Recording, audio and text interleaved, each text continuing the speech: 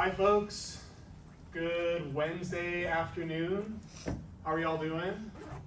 Good, how are you? Good, thank you, I'm doing well. Yeah, it's nice to have verbal acknowledgement. What a lovely fall day. Thank you for gathering, joining us here for our afternoon alumni panel.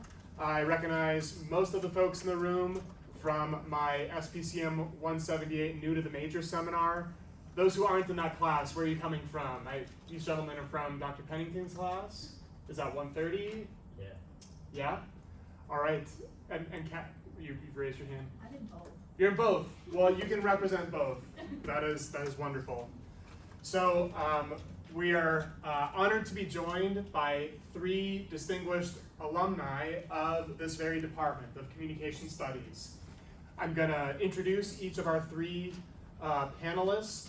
They're going to share a little bit about their background. I'll lead the discussion initially with them for a little bit, but my main goal is to have you folks drive the discussion after that. What are you curious about in terms of how you translate your degree in Communication Studies to a job afterwards? So we've got folks at various stages of their career arcs post-CSU. No question too entry level, too simple to ask these folks, especially those of you in your first year here who are just beginning to think about what type of path you want to follow in the department and afterwards. Sound good? All right. To my immediate right here is Alicia Whiteley. Alicia is a first-generation graduate and a member of Lambda Pi Eta. She is passionate about communication and its impact.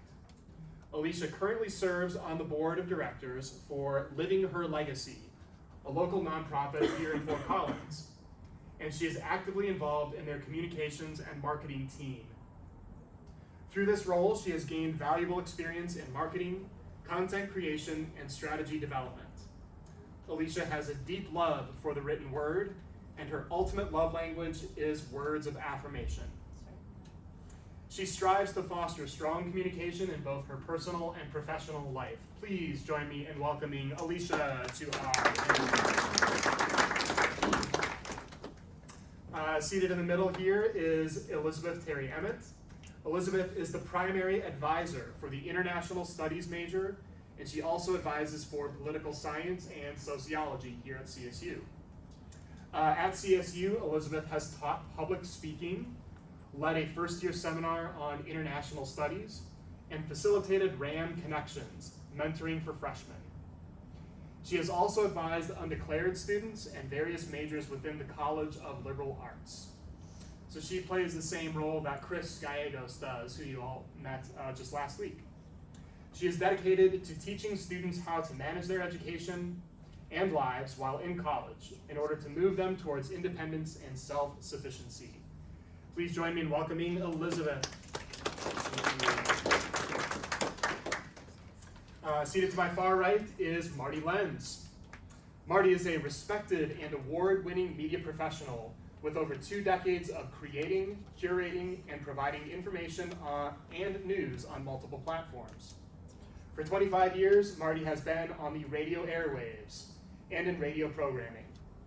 Along with this extensive radio heritage, he has another 20 years of experience working in television as a host and contributor on a number of shows and programs, further enhancing his reputation as a go-to and in-the-know media professional. Marty has also appeared in numerous television commercials, videos, and in print on national ad campaigns. Marty is the recipient of the CSU Distinguished Alumni Award for 2024, a university-wide alumni award. So please join me in welcoming Marty to our panel for the afternoon. Okay, so to our panelists, most of the folks in the room are early in their time here at CSU. I wonder if you could begin by first just sharing a little more detail about your jobs, your current positions, especially what your day-to-day involves. What is the work of working in your chosen profession at the moment? Alicia, why don't we start with you? Yeah, sure. So since I'm at a nonprofit, it's a lot of collaboration with the different teams of it. I'm focused on content creation, marketing, so I have to put together marketing strategies. I do a lot of content creation, and because I just graduated last year, I'm still figuring out how to engage with you all, how to engage with the demographics that we want. So it's just a lot of collaboration, a lot of checking your email. When you go to work, you will have to check your email every day consistently, so please start practicing it. Yeah, it's just learning to talk to a lot of people. That's a lot of the day-to-day. I'm fortunate I get to work from home, so I kind of get to go around and meet with my teams, which is really nice. So I don't have the traditional office environment, which is really great. Yeah. Elizabeth? So all of you have an academic advisor, and that's actually what I do currently. I meet with students one-on-one every day, just back-to-back appointments, talking to them about not only some of the tools they need to understand to do well in college, but understanding their major requirements, helping them if they have a personal issue, help directing them to different resources on campus, things like that. When I was the director of the College of Liberal Arts Advising for a period of time, and when I was doing that, I also I met with students, but I also dealt with communicating with the dean and associate dean, presenting at orientation sessions, presenting at recruitment events. So I did a lot of public speaking in front of parents and their students, and things like that. So that's mainly what I was doing before and what I'm doing now. I still do academic advising. Marty? I just want to say I love this university. Also, 38 years ago I was in your chair, and if you have the wide eyes of Bambi and aren't sure it's okay, it works out. So if you're fearful, it's okay. If you don't know what you want to do, it's absolutely okay. Don't worry about that. It all comes out because you are in good hands and good stewards with this university and this department. I do news. I've done news talk. I've done radio forever, music radio, and I'm in the realm of news talk, and platform really doesn't matter. I just work in the business of conveying a message of news, what's happening in the news, what's going on. I work for KOA in Denver is where I currently work. I've worked a variety of other places. But what I do now is report, cover, disseminate news. I get a chance to interview people that are in the know with the news on a lot of issues. If you follow the ballot measures, you're following the elections. I get to talk to people in the know that have a seat at the table that in many ways dictate our futures. I feel very lucky about that. But I also take pride with that I'm a steward as an advocate for you all, or maybe more so for your parents who may be more engaged or more my age possibly. But that's really what I do for a living, what I've done for essentially at least the last 25 years. And I'm fortunate enough to be able to do what I do in large part because of the foundation that I got here learning in the liberal arts department and communication studies. Now it was speech communications when I went here, but that foundation set me forth in my career. So I just say, if you pursue the path, whatever it is, and I say this, I have two siblings, same discipline as mine, totally different path. They're in science and medicine now in different realms, but their careers are great, and they would say the same thing. They're successful because of the foundation they got here at the university. I want to dig in a little bit more about your time in the department here in just a moment, but just sort of want to work backwards from there. So now that you've shared a bit about your current roles, can you describe how you landed there? So literally, what were the steps you took to land at a nonprofit in your role as an ASC in broadcasting? What were the networks you built up? How did you apply? How did you pursue this current position and land there? Mm-hmm. So why don't we start with Alicia? You know, for me, it was a little bit non-traditional. When I met the founder of the nonprofit, we just crossed paths. I was fresh out of college. She wanted to know a little bit about me, and I said, I just graduated. I went to school for communications, and I know that that is something that I want to do. I want to follow the degree. And she said, well, I want you to volunteer for me. And it started with volunteering. The more you volunteer, the more doors open. The more times you say yes to any experience offered, the farther you'll get. It started with volunteering. I actually volunteered with her here at CSU. And from that point, we started working together, and she offered me to be on her board. I was not expecting it. and it just started with saying yes. I went through an application process, and when I was in school, I wasn't thinking about my references. And if I can offer you guys any advice, start gathering references. Start looking at people that you can use as a reference, people that you want to work with and be around with. That was something that I didn't focus on when I was in school, and I wish that I had. So yeah, mine was pretty non-traditional. It was just crossing paths with the right person at the right time. But that started here at CSU. You made that connection with her on campus, or no? It was out of college. Okay. I actually met her at Barnes & Noble, of all places. Okay. So it was really just the right time and the right person. Okay. Yeah, Elizabeth. So, let's see, I started out, I had a career before I came to college, or kind of. I was a non-traditional student when I attended CSU, but I did start as an undergrad. And I had no idea what I wanted to do. I started out in creative writing. I had a bad advisor who said something that I thought was very rude, and I switched my major to liberal arts, and then I was actually a work study student in the Communication Studies department, which was speech communication at the time. And one of my jobs was to copy all the syllabi for all the classes. So you can imagine in all the classes you had if I had to copy all of those. So there were a lot. And while you're standing there at the printer, while I was standing there at the printer, I basically was reading through all the syllabi. And I was thinking, wow, this class sounds really interesting. Wow, this class sounds really interesting. So I changed my major to speech communication, even though I hate public speaking and have always hated public speaking. But I really learned how to do public speaking by taking communication studies classes. I got better at intercultural communication, interpersonal communication, and speaking in public. So during my time as an undergrad, after I got into communication studies, I was, like I said, I was the work study for a while. I got to know all the professors. So those one-on-one communications with your professors, that really helped me. And then I also got involved in student organizations. So get involved in things you think you're interested in, and get involved in things that you're not sure, that you might want to just try out. What you said about getting connected to people, I think that really is the way to branch out and figure out what you want to do later. So as I was getting involved in stuff like that, as I went through college, I was involved in student affairs type stuff, which is working with other students at the university. I was the president of a student organization, a couple student organizations. One of those did a lot of events at some of the football games and other events. So it was getting networked with a lot of different people in student affairs, people in athletics, people in the Alumni Association.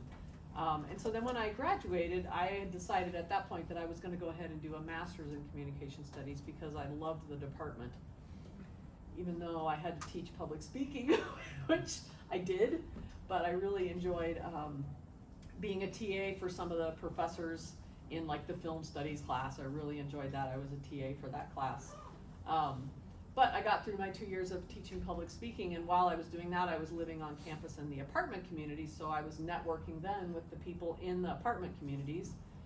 And so after I finished my master's in communication studies, I went into a master's in student affairs and higher education and lived and worked in the apartment communities, and also was very involved with a lot of people on campus. I did work with people in the president's office doing a practicum, communication stuff.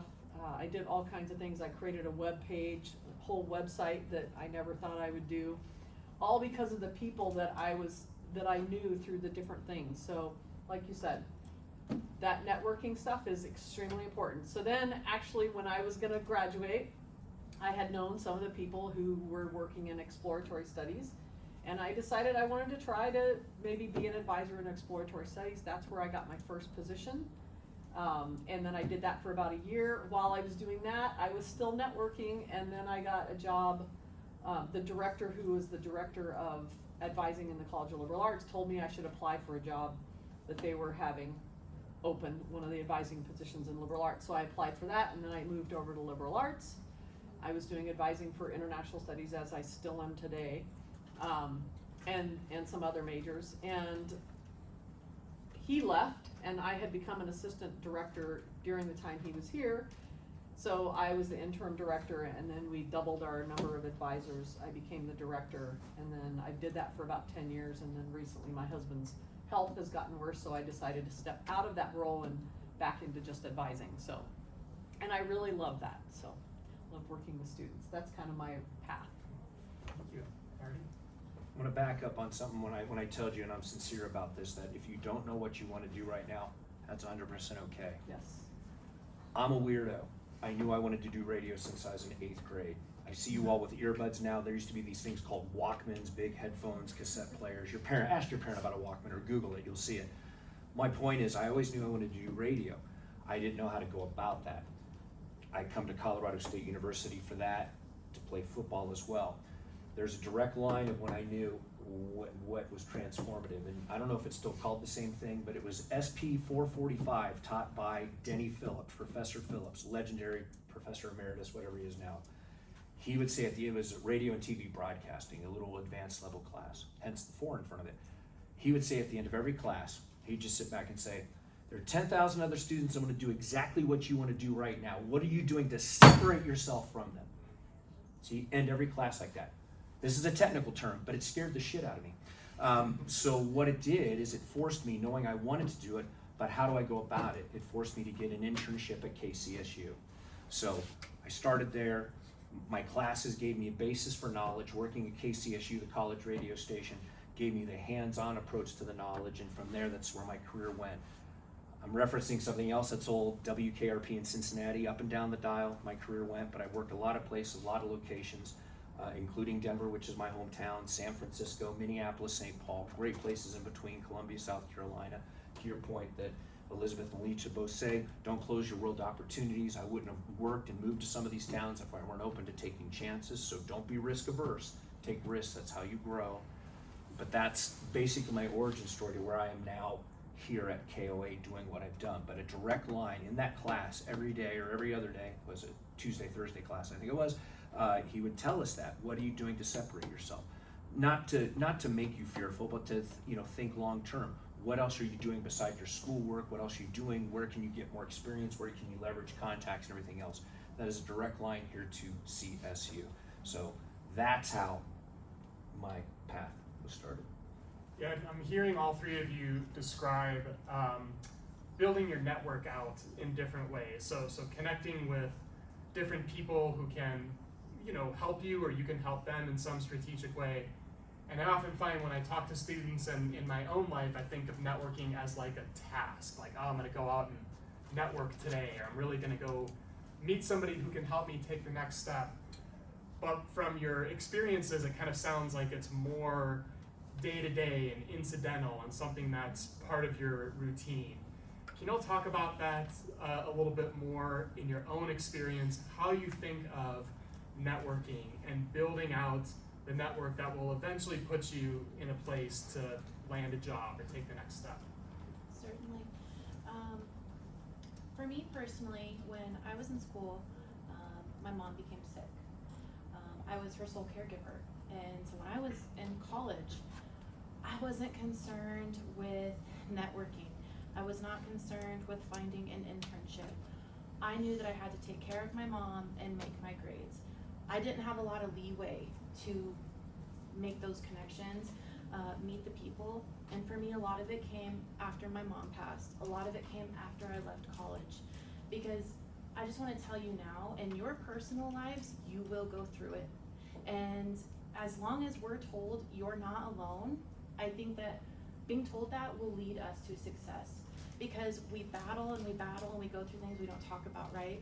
I know each and every one of you are battling something, but you don't talk about it because you're like, I'm the only one going through it. It's not true. It is not true.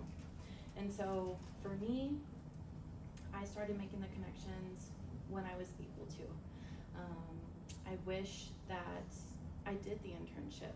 I wish that someone taught me how to network in college.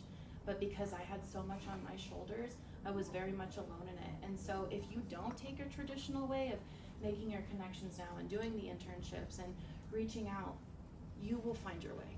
You will absolutely find your way. Because when I was in college, I felt like, okay, I have to check off this list, I have to do this, I have to do this. I was caring for a sick parent, I couldn't. And so after graduation, I was like, I don't know what to do. I don't have these connections. And so like I was saying, it's the right person, it's the right time, it happens, and it will work out for you. So if it's not traditional, it's okay. I think I'll start by saying when I was in high school, I was not involved at all. I did nothing. I didn't do anything with any student organizations, I didn't volunteer, I didn't do anything. And so when I got to college, I was like, I'm gonna do everything. So I got involved in several different student organizations, and I never really thought about it as networking. I thought about it as, I'm interested in this, and I wanna get involved. And the Student Alumni Connection, which was one of the organizations I was in, they like hosted the tailgates to everything. So I got to go to games and, you know, got free food, and I got swag, and got to be involved in all kinds of stuff. I got to meet alumni, I got to meet tons and tons of people. I never thought about it as networking.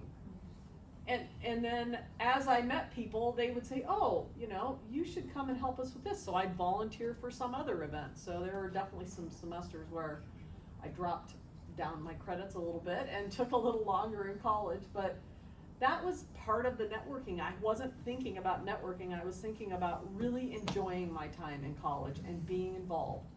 And by doing that and volunteering for a lot of different things, those people that I was working with, volunteering with, saw that I was really heavily invested in what I was doing.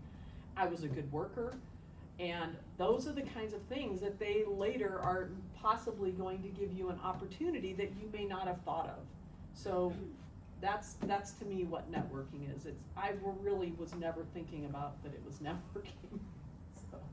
I'll echo a little bit of what Elizabeth said. I also say it's just being curious, ask questions, be interested in other things and other people.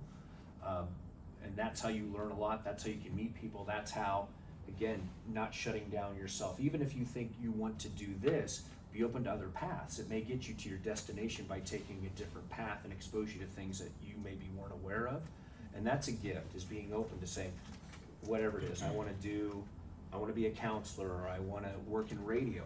But you know, if there's an opportunity to work for a PR firm or for a nonprofit or whatever, take advantage of that opportunity, because you don't know the connections, you don't know the people that you will come in contact with in those environments and those arenas that can lead you to that final destination. Or you have that epiphany realizing, I thought I wanted to do this path, but you know what? I'm really interested in this. So be open to that. That's really how networking is too. I don't want to judge you all. I have a child roughly your age, a little older. I know it's tough for some of you all to not communicate through the phone, but sit down with somebody right across from them and have a conversation. The interpersonal communication is a lost art and a lost skill. And I'm going to tell you right now, the sooner you learn this, you'll be way ahead of a lot of your peers that don't know how to sit down and have a one-on-one conversation, not only with a peer, someone your age, but with an old person like me, with one of your professors, with someone who's an octogenarian, someone like that who's older. Learn those skills. I don't care what you do for a living, if you have those skills, you will go far. Whether it's pharmaceutical sales, whether it's broadcasting, counseling, working for a nonprofit, those skills translate and traverse any and all profession. So get out there, make yourself a little uncomfortable by reaching out to somebody and learning about them and having that one-on-one conversation. Not on the phone, not via text, not on the telephone. Sit in front of them, have lunch, have coffee, do that. That's how you will grow that communication. That's how you grow your network too, because you don't know who that person knows, who they come in contact with and say, I had this conversation with this very interesting young person. I wonder if they'd be interested in that, or I can put them in touch with so-and-so because they seem very engaging and have this, and this skill. So I would say take advantage of that as well, learning the interpersonal piece of things. Yeah, I hear you mentioning interpersonal communication, Marty, as a skill, and where we're describing networking as something you can maybe build into your day-to-day life here on campus, right? Saying yes to things, not being afraid to show up at the event. I wonder if you could all identify and talk in a little bit more detail about at least one skill. And I'm trusting, Marty, you're going to think of another one in addition to interpersonal communication. What one skill that you acquired either in a communication studies classroom that's specific to the coursework that you took with us, or something that you kind of took into your network from the classroom? what one skill are you really still using today in your jobs? Or something that maybe you want to get better at that kind of fell dormant after you left communication studies? Interpersonal communication, it all relies on it, right? When you go to sit and talk with somebody, you might be a little bit, you might be nervous, but we all know the human condition, right? Chances are they're a little bit nervous too, you're kind of feeling each other out. The greatest skill that I took is learning how to make a connection. Even if it's, I look at you and say, I like the color of your sweatpants, that instantly is gonna start some form of connection. You're instantly gonna feel a little bit comfortable. So learning how to just make a connection with someone when you're talking with them to make a bridge, right? Because we don't know each other. We're gonna feel weird. We don't wanna say the right thing. With our political climate and how we just don't know if someone's gonna be upset. You just have to make a bridge of connection. And that's one of the most valuable things I have learned from college and going into my career, is being able to just make any connection. Because when you make a connection, that person's gonna feel seen. And when someone feels seen, they're gonna really open up to you. And then it's easy, you're gonna go back and forth. So yeah, finding a way to make a connection is one of the greatest assets that you can do. I would say the public speaking skills I thought were really important, because once I learned not to be so nervous in front of a group, that's just huge. I mean, we're all a little nervous speaking in front of a group, but some of those skills I learned in the SPCM 200 class, like act like you're having a conversation with one person, or just some of those things, or focus on one person, or it's basically a conversation what you're having. And I think I just always kept that in mind. I mean, I've done presentations now at orientation and stuff to huge groups of parents and students, and some of those parents, I'm just like, oh my gosh, these parents are looking at me, and I'm like, it's okay. They're just here to listen to, what I have to say. So those public speaking skills, I think, are one of the most important, because you're not only going to use them in your communication studies class, you're going to use them in any other class you take where you have to do a presentation. That whole thing about understanding your audience, being able to speak to any audience, that is extremely important. So that's probably the biggest thing I would suggest. It's a skill I think I'm really good at, but it's a skill I can really improve upon. It's listening. Just sitting back and listening. You learn more and have better conversations, and as somebody who interviews people professionally in a wide and broad setting, you may think this is again an example, you may think you know where something's going, you may think you have a plan for something's going, but then you have a conversation with somebody and really listen to what they're saying. That conversation can take a whole different trajectory. Something that's unbelievably revealing, unbelievably wonderful, something that elevates where we are and having the discourse. Just simply listening. We all can hear. Like, how do you listen? Are you a good listener? Do you really understand what somebody's saying? Are they just words, or when you hear them, you internalize them, and then you reflect back and have a conversation and ask a question that shows you're listening. They share something with you. You take that bit of knowledge that they share with you and take it. It's listening. It's a skill I learned here early. It's a skill I use often. It's a skill, I think I'm pretty accomplished at. Malcolm Gladwell, 10,000. Hell, I probably have 100,000 hours of doing it, but it's a skill I always can get better at. It's just actually listening. I'm gonna ask our panel one more question before opening it up to our wonderful students in the room. And it's one that I'm sure many of you are thinking already, but if you were in their position, you're early in your career here at CSU, and you were listening to some alumni join the department, what's one piece of advice that you would tell your first year self that you didn't know back then, that you know now? Ask the questions, because if you don't know something, there's a chance that the person right next to you is wondering that exact same thing. And if we get the courage to ask the question, have a little bit of spotlight on us, it's gonna take you so far. Again, because I was somebody that did not make my connections right off the bat. I really struggled with that. I didn't have anybody to tell me like, hey, it's okay. You feel you're alone. There's a group here that feels they're alone. Just be brave enough to ask the questions. And the fact that you guys are here now, I never did anything like this. So you guys are already 10 steps ahead by coming to these things, saying yes to these opportunities. So saying yes and being brave to ask the questions. As basic as it is, it will take you very far. I would agree with that. I would say get involved, and get involved in more than one thing that you think you're interested in, and just keep doing that. Keep being curious and learning new things, challenge yourself. All of that has to do with getting involved. That's what I would suggest. What should they get involved in, Elizabeth? That's Well, one of our ASCs. A student organization that Yeah. you're interested in. I mean, and even if you do snow riders, you know, that go skiing, you're gonna make connections with other people that are doing that. Or, like I said, the Student Alumni Connection. I don't even know if that club still exists, but, you know, cause I got to meet a ton of different alumni from all across the university, not just in the College of Liberal Arts. So get involved in different things, or volunteer in the community. That's also getting involved. Create your own club. I was a co-founder of what used to be the Colorado State Student Broadcasters. I was vice president, probably a club of 10.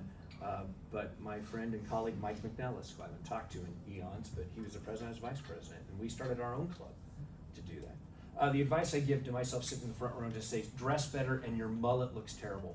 That's what I told myself. Sorry. No, actually, we were talking about this we had a nice lunch with everybody beforehand. I would say live in the moment, and I know it's hard for you all, and I was a freshman once too, and you're thinking, oh God, I just want to get through some of these classes, and it's hard, it's a drag. I've had 16, 18 credits, and I've got extracurricular, maybe I have a job. But really appreciate and live in the moment. And the reason I bring that up is I was telling your two professors that a class I rely on now more than anything, it was a 100 level class. It was my freshman year. It was with the late great Professor Irvin. It was called Speech and Rhetoric. And I loved the class then, but as an adult now looking back, you know, being able to distill it better at 56 versus being 18, words and those things matter, especially in today's electorate and how we communicate. And so I often pull little reservoirs of knowledge from classes I had as a freshman that I look back now and say, I remember that. God, I wish I'd have paid more attention in the class. I wish I'd have been in the moment. And I'm guilty of this too. We're always trying to get to the next destination, next place. Setting yourself for your 50 minutes in that class. Really, really absorb what they're saying. And you may not use the resource now, but in 10, 15, 20, 30, 40 years, I'm 30 years out of this place, you'll pull on it and say, I remember sitting in a class and they talked about this specific moment or this specific point or communication technique, and look what's happening now. I totally understand that. Now I know what it means in this situation, in this place of time. So set yourself and really appreciate where you're at and take it all in. Even if you think it's a grind, just try to set everything else you have aside for that moment and be present in that moment to take away that information that your wonderful professors are trying to instill upon you. And keep your notes. Don't throw away all this stuff, all your notes, keep all that. Because in 10 years' time, you will need it at some point. You will need this refresher because a lot is gonna happen over the course of the next 4 years. And you're probably not gonna remember a lot of what you're learning in this curriculum right here, your first year. So keep your notes. And I would say sometimes I use the notes from previous class in one of my classes later on, because I was like, that's right, we learned about this. So I could go back to my notes from a previous class.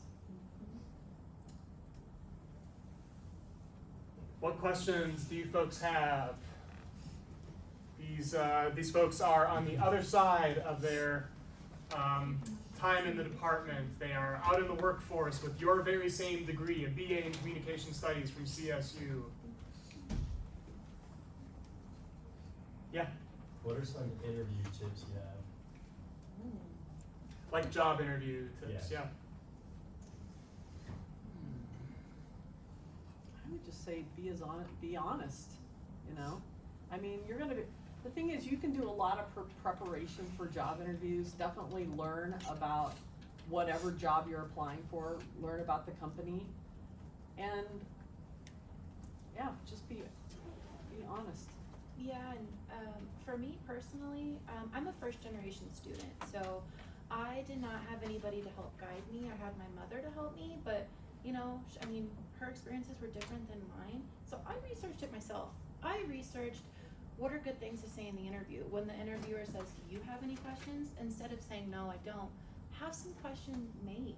because that's gonna reflect good on you. It's gonna show that you're taking this serious and you're taking the time to position your own self. It shows your capabilities and it shows your intelligence, like, I am willing to go the extra mile. So do the research too, even when no one's telling you. You have to learn to be self-sufficient. Interviews are different depending on where you are in the stage of life. You're a young person, it's gonna be your probably first interview for a more career-oriented job. I'm sure you've worked, so you've had interviews. They will not expect you to be a subject matter expertise in the role you're taking. But if you come in there open, enthusiastic, and engaged, you will get high marks for that, because what they'll say is, this kid may not know a lot about what we do or anything, but God, he's enthusiastic. God, he's open. He looks like he's coachable and he's trainable. That's what people want, especially young people taking jobs. They don't expect you to know what they're doing, whatever the widget is they're doing. But if you come in open, enthusiastic, and willing to show, hey, I'm willing to learn anything, take on, I'm happy to do that, they'll hire you, because they figure that person's easy to mold and form into what we need for the role or need for this company. So that would be my thing. You can even say, hey, I'm just open and enthusiastic to the opportunities in front of me, and just be sincere and be yourself. They're not gonna expect you to come in and say, you know, can you take Pythagorean's theorem and do this or whatever. They're not looking for that. That's a different role. They just wanna see how engaged and interested, and, you know, as they say, what due diligence you've done in the company to show that you are interested and engaged, but then just be your humble self, but show you're enthusiastic and open. One of the things you have to do in interviews, I think, also is they may ask you a very pointed question and you might not have that specific experience they're asking you about. And so you have to broaden it to, okay, even though I didn't have that, I had this other thing that happened that's similar to that. So, and it's a way to show them that you can think critically about, you know, they may, like I said, ask you something specific. You can say, well, in this other situation that was similar, I did this other thing. Because I've been in interviews where we'll ask a question and the person's like, well, I've never had that experience. And it's like they can't even think, oh yeah, no, I did. I had a conflict with this other person in this other way, and I can talk to you about that and how I resolved it. So I think that conflict resolution is one of the things too, so. What other questions you folks have? Ask something if you even think it's stupid or afraid to ask. Again, that's growth. Because there's somebody else wondering exactly what Right. you're wondering too. Ask it, yeah. When do you think is the right time to start looking for like internships and stuff like that? It's a great question. If you can balance it, I'd say right away. And I say it depends on what you're looking to do. And I say this as my experience, because I loved my classes, but honestly my internship at CSU was a little different than what I was getting in the classroom, which was okay. I had a basis, but some of that basis was based on television, not radio, and some of it there was some overlap and some things that you know interlinked. But it was nice to be able to take my experience at the internship and go back to the classroom saying, you know, this is in practice, but here's what it is in practical in what we do. So I would say if you can balance it, I don't know what, you know, if you have another job on top of this, you're just going to school, but if you can balance it, I'd say get one, you know, as soon as you can. And again, because like my professor, then you'll start having a leg up, because not only do you have the academic experience, you'll have the actually hands-on experience, and that goes a long way. Yeah. With that, I just want to say too, because I never did an internship. Like I said, I had serious things I had to take care of outside of school, and I'm still doing okay, and I'm still figuring it out. So if you're chugging along and you have other priorities, you're taking care of family, you're taking care of yourself, whatever the case may be, if you don't play it exactly that checklist, you will be okay. You will be okay. Well, when I think about internships, I think about them in a couple of ways. One thing is if you can do an internship, try something you're not sure you're gonna like or not, you're either gonna like it or you're not gonna like it. And at least then, by the time you get to a job, you'll know, I do wanna do this or I don't wanna do this. I actually suggest students start doing internships, like you said, as soon as possible. If you have time while you're in college, while you're taking classes, great. If you don't, I suggest every spring semester that you work with the Career Center. If you're gonna be somewhere close and they have things available, you can work with them on how to find an internship in the summer. If if you need to work full-time in the summer, I totally understand that. Even doing something part-time for 6 weeks in the summer is going to help you figure out, I like this or I don't like it. And then, I mean, that's, you have to keep doing them, and I suggest you do them every summer, clear up until you graduate, more often if possible. And there was something else I was gonna say on that. If you're not local, if you're not gonna be in the general area during the summer, and let's say you live in San Francisco and you have to go back to San Francisco, the Career Center can talk to you about how do I approach companies to do an internship when I'm gonna be home. So it's not only, oh, okay, there's internships in Fort Collins or Denver and the Career Center has those, you can just look them up on your own. You can talk to them, how do I actually approach a company? What is an internship? And things like that, so. Yeah, she just stepped away, but the blonde lady with the glasses in the back here, Carol Sabbath, Dr. Carol Sabbath, is our department's internship coordinator. She's going to be joining our SP 178 class in 2 or 3 weeks, and we'll go through the process of applying for and seeking out and how to get credit for your internships. But now, or a year from now, there's no sort of exact right time. Like our panelists said, if you can fit it into your schedule at a time that doesn't interfere with your studies and your part-time job, great. But that's what Carol and the rest of us are here to help you with. I also say that students who've done internships, by the time they get to their senior year, are a lot less panicky than students who have done nothing. Students who have gotten to their senior year and they have done nothing to confirm or disconfirm something they're interested in, they really feel kind of panicky when they're seniors, and I hate to see that. So please try to do something. I can attest to that, definitely, because I didn't do it, and so I'm not sure, freaking out a little bit. Yep. So it's definitely true. Am I permitted to ask a question of the group? Please. How many of you right now in this discipline are undecided about what you want to do? Show your hands that don't know. Career-wise. Career-wise, career-wise. Okay. How many of you chose liberal arts because you don't know what you want to do? Two very distinct questions. Okay. And you understand the distinction, right? And I get this, because a lot of, and I know this in even my own experience with my friends and colleagues, they were undecided, but they thought liberal arts was the path because they didn't know, and then there's liberal arts students that love the discipline but don't know what they want to do. Either is okay, but I wanted to kind of get an understanding of that. That's the beauty of liberal arts. God bless STEM, and you can make a lot of money, but honestly, you're kind of locked in at that point to some degree with that sort of discipline.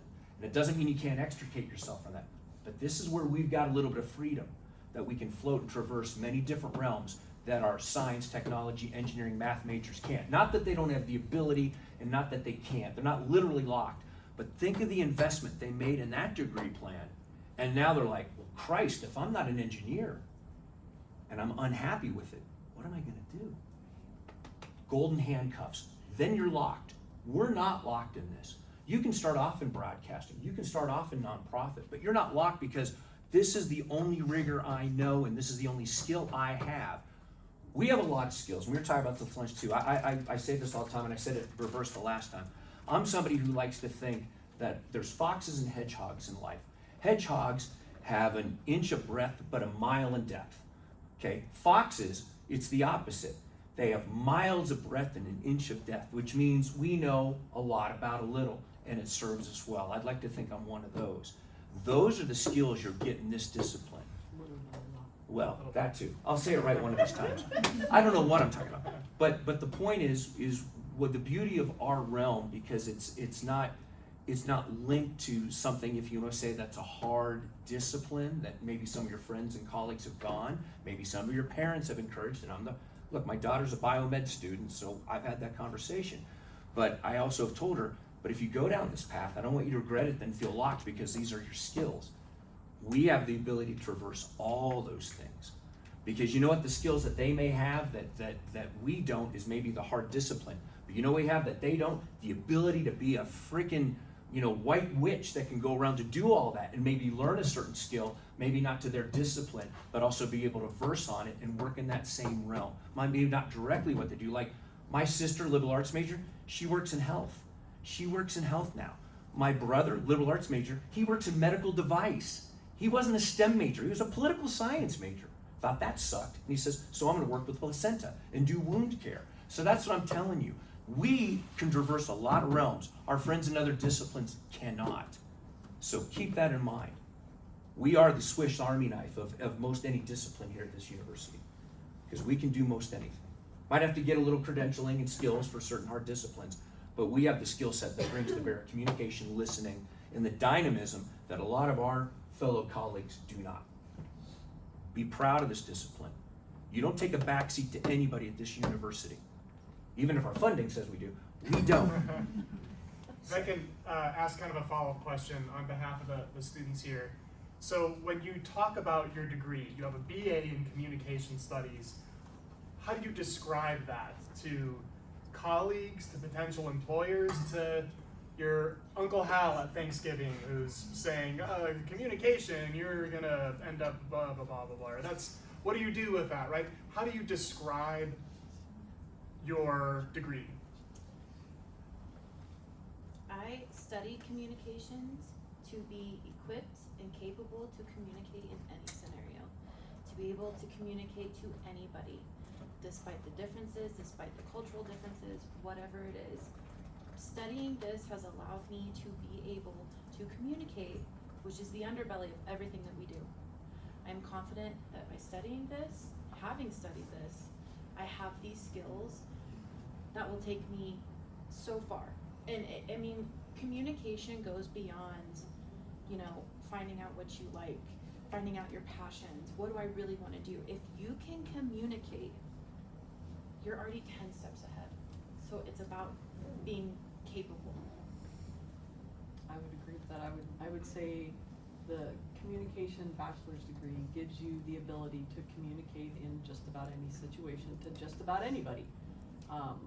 I listen to a science communication podcast and I keep thinking, I could do that, because basically it's taking this really complicated science information and communicating it in a way to anybody who can listen to it, who can understand it. So I think that's what it does. And you can do that in so many different realms, and in every position you're in, you need to be able to communicate with people, whether you're in a low-level position or if you're a CEO. You have to be able to talk to people and get your ideas across. So. And it goes beyond even career and professional. Mm-hmm. I mean, we have to communicate for any sort of relationship, right? So it's about fostering the skills on how to maintenance every single aspect of your life. Yeah, that's true. Me, it's just very simple. On my curriculum vitae, my resume, I'm a speech communication major with an emphasis in broadcasting is what it was. I technically would have a journalism minor, but they didn't offer, they don't offer that or didn't give accreditation. So that's because I'm in the broadcast realm. But same thing, that I can communicate in a professional manner. That's really what it is. What does it mean? I can communicate in a professional manner about whatever subject you need me to communicate about. I can learn about that subject and distill it down into a fashion that is consumable and understandable to everyday people who maybe don't have a level of expertise in this space. Yeah, the commonality I'm hearing across all three of your answers is taking one set of ideas, be it a body of knowledge, be it something somebody told you, processing it, understanding it, translating it, and then re-articulating it, whether it's verbally, written, in a media campaign to some other audience. And you all know this when you see it. You've seen bad versions of that. I know you've encountered that all the time. Maybe they come from like the STEM classrooms and they're given a presentation and they don't know their audience. But you folks are getting the skill set to do that work better than virtually anybody else on this campus, right? It's being a go-between between people, bodies of knowledge, and other sets of people and bodies of knowledge, right? What other questions do you folks have? Yeah. Was there a minor concentration that helped you get into your field, or you wish you had before going into your field? It's a good question. For me, I did communications and media studies. I wasn't all that fond of media studies, but given It's okay. But given, you know, our world and the emphasis on media, it was a tool that I would be silly not to have. So that answers your question. I kind of chose something that I know would take me far. Because I think that's the question, right? Am I following my passion or am I following logic? And for me, I chose logic because I wasn't sure on what I wanted a minor to be. I did not do, I actually did a creative writing minor, or an English minor, which is another kind of communication, right? It's the written communication. But I would say that in the communication studies department, I really did like my media studies classes because it helped me to look at media in a different way than I had previously. But I also really thought my intercultural communication class was one of the most important ones. It didn't exist when I was there because this thing, social media, exists, but I don't know if you even teach it now because communication on different platforms is very different. What I do on radio is very different than how they communicate on TV, how you communicate on social media. It's communication, but it's all very different messaging, different audience, and that does take a particular skill. I'm getting better at the social media piece. I have to from my own, but there are people that specifically know messaging, targeting, who they're reaching with that. So understanding the platform you're delivering the message, that's something, but that didn't even exist necessarily back in my day. It was really just radio, TV, print to some degree. But if you offer something like that, I encourage you to learn because there's different modalities of communication and they're all very, very different. What you can get away with on radio with a 5-10 minute interview, it's different when you're on, as you know, TikTok when you have 30 seconds to get a message off. And I'm not saying that's always the best way to get your information, but that's the reality we navigate. So how are you impactful on those platforms? Because how you impact those platforms and communicate can be way different depending on the receiver of that information in the platform they're getting it from. So you need to know all those. That way you go in, if you're working for doing PR, understanding, well, I'm gonna put this message out, but it's different, it's gonna resonate differently here versus here versus here. It's not a peanut butter approach. It does not work that way. So learn how to utilize different messages. It can be the same main message, but how to communicate specific words and everything else depending on the platform you're communicating. Yeah, I mean, there's a ton of different minors at Colorado State University. I mean, if you go to the admissions page, you can look at minors right on there and it'll give you a link to every one of them. So if you're interested in something specific, like if you're interested in legal studies, there's a legal studies minor. So there's all kinds of different things to look up. Yeah, sure. Yeah, I understand we're coming up on the class transition time if you folks have a 3 o'clock class, but we've got 5-6 more minutes left. Please stay with us if you can. What other questions do you folks have? I think the minor that you're describing, Marty, would be, majoring in communication studies, but now minoring in media studies and taking the journalism classes, so how to do photography and editing and camera work. And yeah. Is there something that you wish you had done in college to be able to put on a resume, or something that you did do that you were able to put on a resume that you would be really happy about? Go ahead. Go ahead. Well, I was just gonna say, going back to the internship, saying yes to those experiences, volunteering, internships. The more you say yes, the more you can utilize it on paper. I would say the leadership opportunities as a student or in a student organization, being the president of a student organization or a vice president or a treasurer, those kinds of things I think are really good for resumes because it shows your leadership and your initiative. But I also did what we call a practicum, so you do practical experience for somebody. And that's one of the things that I did, that I created this whole web page, which like I said, I never thought I would do.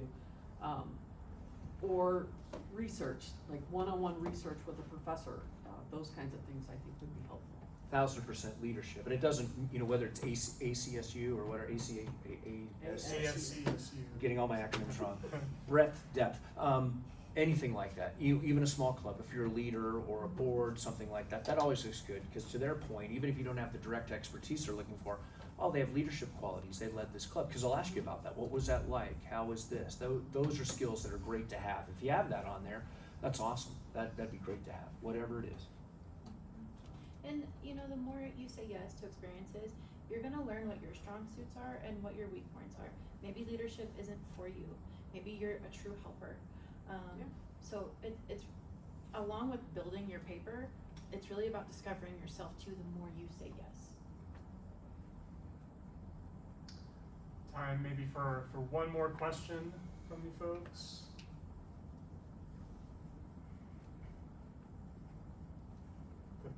Their hand going up or just a message? I feel that.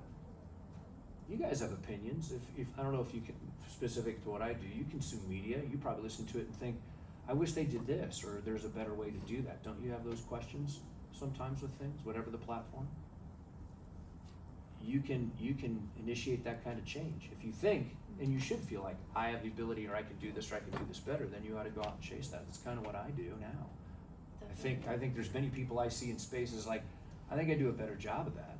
And so I try to go endeavor and do so. So if you see something you think you'd like to do, that think you have a voice in that or can do better, then that's what you should go chase and do, whatever that is. I know it's cliche really, but the world is your oyster. Yeah. When I was 18, I barely knew how to time. I mean, I think about it all the time. I had no clue really what I was doing, which was okay too. It's a gift because I didn't know what I didn't know. But that's the key. It's okay not to know. You shouldn't know everything. And it's okay to not know things. It's okay to be uncomfortable. Stretch yourself, challenge yourself. Being comfortable doesn't make you grow. It doesn't. Challenge yourself. Do something that's a little risky. I mean, within reason. I'm not saying go drink 20 beers and drive, but I'm saying do things that are like, hey, I'm gonna challenge myself today. I'm gonna stretch myself a little bit and put myself in an uncomfortable position and see what I can grow. And then you may be remarkable thinking, holy crud, that was exhilarating, that was great. I need to stretch myself more and do that. That's where you'll find growth. And that's what people want. When people are looking for jobs, they want to show people that are adaptable, can grow, are open to opportunities. Those are the key skills, because most jobs anymore, they'll train you with what they want you to know. They want to know that you're open to that training. Again, that you're coachable. Coachable kids are coachable adults. And ones that aren't are the ones that have a hard time finding jobs and are problems later in life. I hate to say it. So show that you're open to coaching and taking advice. That's the key. All right, join me in thanking Alicia, Elizabeth, and Marty. Folks, if you want to